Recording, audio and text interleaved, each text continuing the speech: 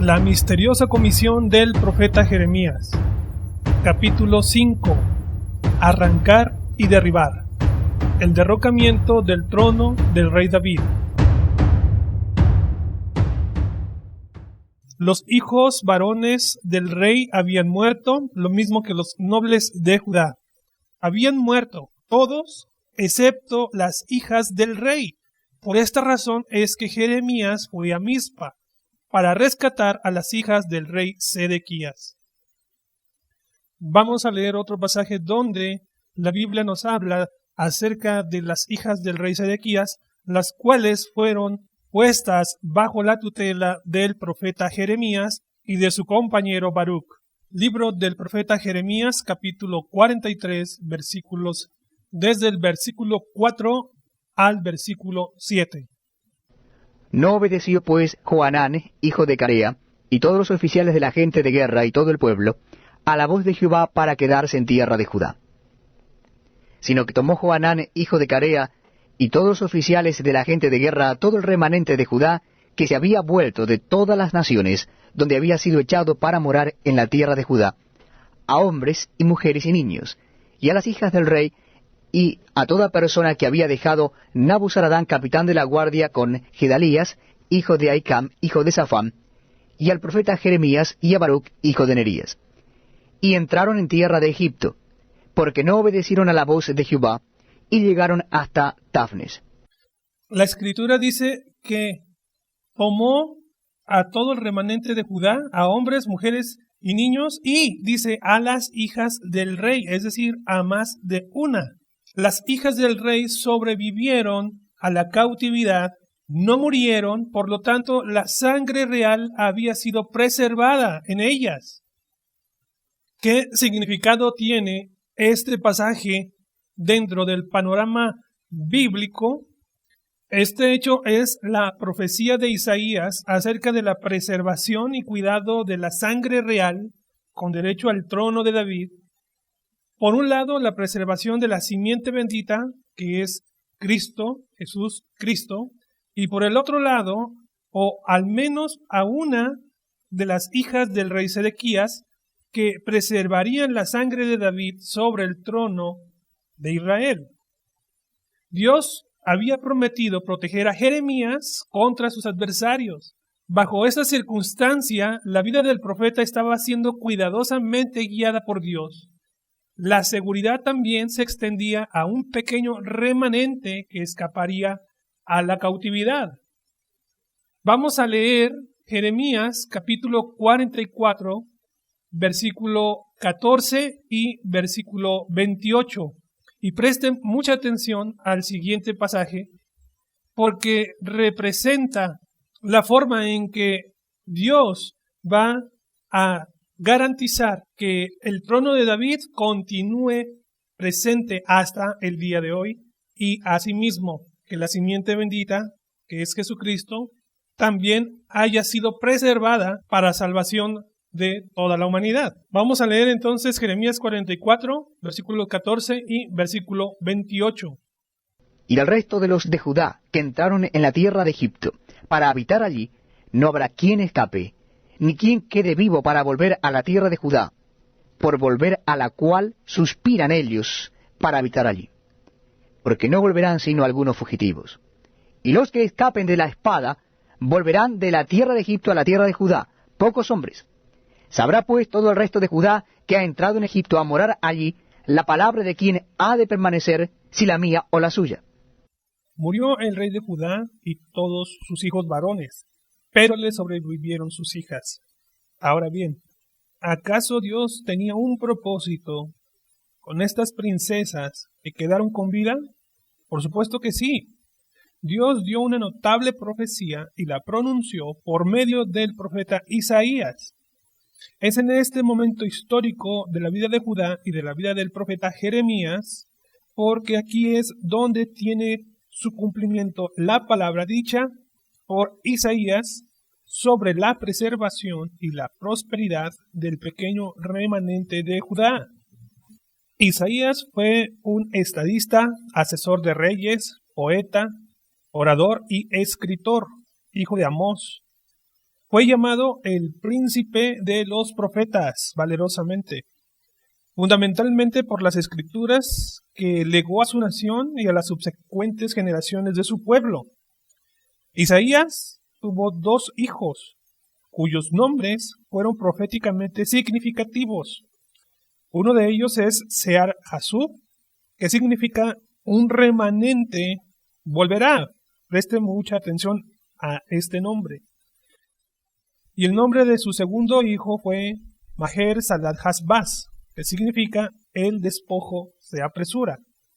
Entonces, Isaías, el profeta Isaías, junto con sus hijos, son presagios para Judá. Por eso es importante su profecía.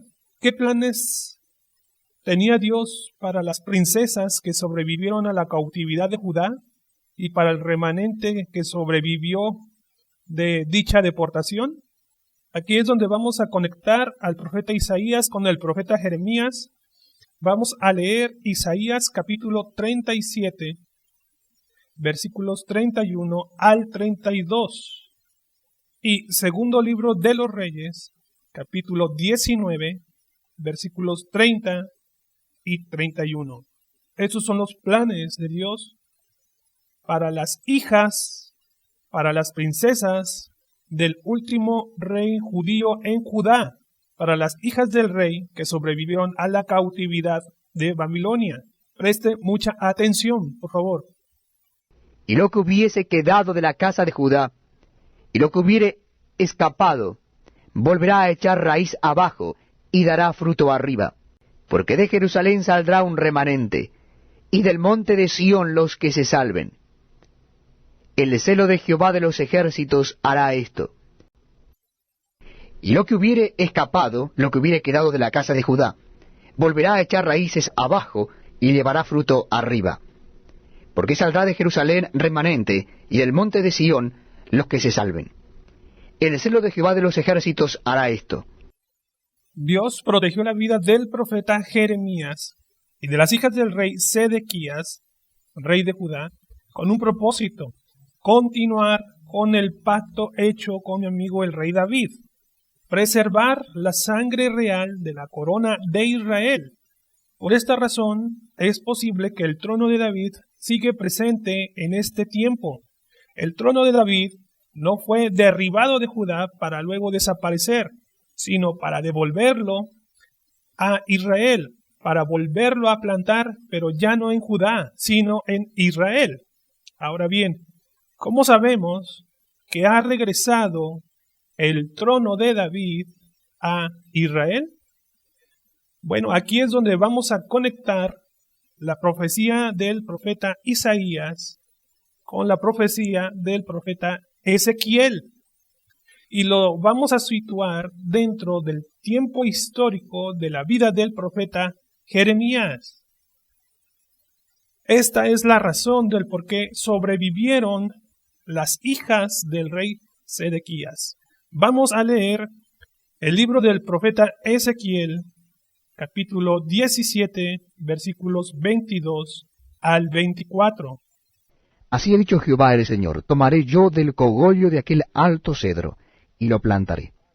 Del principal de sus renuevos cortaré un tallo, y lo plantaré sobre el monte alto y sublime. En el monte alto de Israel lo plantaré, y alzaré ramas, y dará fruto, y se hará magnífico cedro, y habitarán debajo de él todas las aves de toda especie, a la sombra de sus ramas habitarán. Y sabrán todos los árboles del campo que yo Jehová abatí el árbol sublime, levanté el árbol bajo, hice secar el árbol verde, e hice reverdecer el árbol seco. Yo Jehová lo he dicho, y lo haré. Esta profecía de Ezequiel 17, 22 y 24 hace referencia a donde sería nuevamente plantado el tallo que habría de ser tomado para nuevamente ser plantado. El tallo es una de las hijas del rey Sedequías y el monte alto es Israel, pero el Israel que está fuera de Samaria, fuera de Palestina. Y aquí también tiene la importancia saber la historia del libro del profeta Oseas, porque el profeta Oseas nos habla de la dispersión de Israel, no de la dispersión de los judíos. Israel actualmente no está en Samaria, por eso este canal se llama El estudio del hijo pródigo o la teología del hijo pródigo, porque estamos estudiando la dispersión de Israel. Actualmente Israel no está en Palestina y el trono del rey David tampoco está en Palestina. El trono del rey David está en Israel e Israel está en Europa y en Norteamérica. Pero la Biblia identifica claramente tanto el lugar como el pueblo donde fue restablecido el trono de David. Y por lo menos una de las hijas del rey Sedequías hizo un largo viaje para encontrar con la línea davídica en el trono de David, pero sobre Israel. Es así que la profecía de Ezequiel 17 es entendida dentro de este contexto histórico. Próximamente daremos explicación y la interpretación de Ezequiel 17, versículos 22 y 24. Por lo pronto, la misteriosa comisión del profeta Jeremías tenía que ver con la preservación de la vida de las hijas del rey Sedequías, así como la de garantizar la línea sanguínea del rey David sobre el trono de Israel. Garantizar que hasta el día de hoy haya un descendiente de David gobernando sobre el pueblo de Dios.